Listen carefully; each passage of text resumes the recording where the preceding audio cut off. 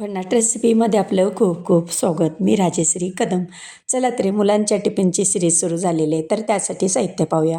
इथं कांदा घेतलेला आहे एक मिडियम, सेवया अर्धी वाटी घेतलेल्या आहेत, अर्धी वाटी रवा घेतलेला आहे, थोडासा मटार शिजवून घेतलेला आहे, कढीपत्ता आणि मिरची घेतलेली आहे, कोथिंबीर, स्वीटकॉर्न देखील शिजवून घेतलेला आहे थोडासा, आणि इथं गाजरसुद्धा बारीक कट करून घेतलेला आहे, टोमॅटो घेतलेला आहे बारीक कट केलेला.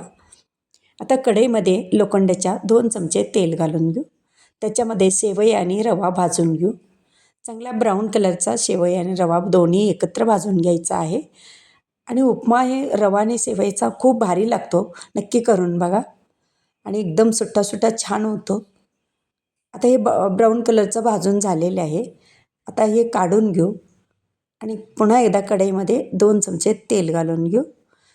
मोहरी, जिरं, हिंग अर्धा चमचा, मिरची, आणि आता घालायचा आहे कांदा बारीक कट केलेला, आणि कढीपत्ता ताजा. त्याच्यामध्ये घालायचा आहे शिजलेला मठार, स्वीटकॉर्न, आणि आता घालू त्याच्यामध्ये गाजर बारीक कट केलेला, हळद थोडीशी, आणि टोमॅटो घालून घेऊ आणि पुन्हा एकदा व्यवस्थित परतून घ्यायचं आहे. छान कांदा वगैरे सगळा व्यवस्थित परतून घ्यायचा आहे. आणि आता ह्याच्यामध्ये 2 वाट्या कोमट पाणी घालायचं आहे. गार घालायचं नाही, कोमट घालायचं, म्हणजे उपमा आहे ना सुट्टा सुट्टा होतो. आणि गार घातला तर एकदम चिकट होतो. आता चवीनुसार मीठ घालून घेऊ, थोडीशी साखर घालून घेऊ, आणि आता उकळी आलेली आहे याला. तर आता याच्यामध्ये भाजलेल्या शेवयाने रवा तो घालायचा आहे. आणि सगळ्या भाज्या पोटामध्ये जातात मुलांच्या, आणि आजकाल 2-2 टिफिन मुलांना द्यावे लागतात. तर अशी मस्त रेसिपी बनवून तुम्ही देऊ शकता मुलांना.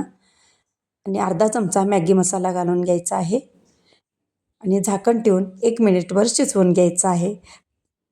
आता 1 मिनिट याला झालेलं आहे, काढून पाहू हा तयार झाला आहे का. तर मस्त उपमा तयार झालेला आहे. आता तुम्हाला थोडासा चिकट वाटेल, पण गार झाला की एकदम सुट्टा सुट्टा छान होतो तो. आणि आता हे टिफिनमध्ये भरायला तयार आहे, आणि हेल्दी रेसिपी आहे. वरून थोडीशी कोथिंबीर, आणि गरमागरम उपमा तयार आहे. आणि माझी रेसिपी व पदार्थ आवडल्या चॅनलला सबस्क्राईब करा, बेल आयकॉन दाबा, लाईक करा, इतरांना शेअर करण्याचं विसरू नका, तसेच कमेंट करण्याचं विसरू नका. आपल्यासाठी अशीच नवनवीन पदार्थ आणेन. तोपर्यंत धन्यवाद.